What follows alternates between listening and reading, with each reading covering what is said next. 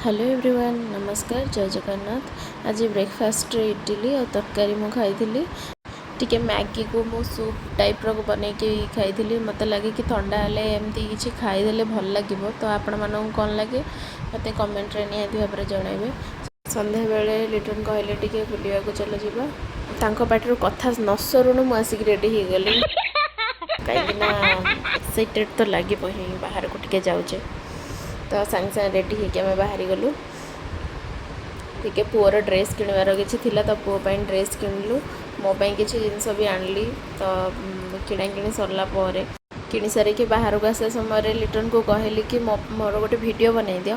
तो से वीडियो बनवा समय ही से मार्केट लाइन ही चलीगला। मो भाग्य तो मत एमती साथ दौर ब्लॉग बनइबार। तो आसला बेले मोर किसी मेडिसिन आनिबार थिला मोपाई से आणिक मत देले। तापर टिके खिया पिया गलु फास्ट फूड खाइलु कि चाउमिन खाइलु आ मोमो टिके खाइलु। तो आम सब बेले जिते बेले भी मार्केट जाऊ गोटे दुकान ही खाऊ। यही दुकानटा मुझे देखी ये दुकानटा मस्त। आप जिते भी जंकी आसटा बाटर पड़े बहुत बढ़िया लगे। आपड़ के ट्राए करेंगे। घर चाट नहीं आसलु चाट बस खाइलु। तो वीडियो भल लगे like comment share and subscribe निहाती भाव में करेंगे। रोचे देखा नेक्स्ट वीडियो रे। जय जगन्नाथ।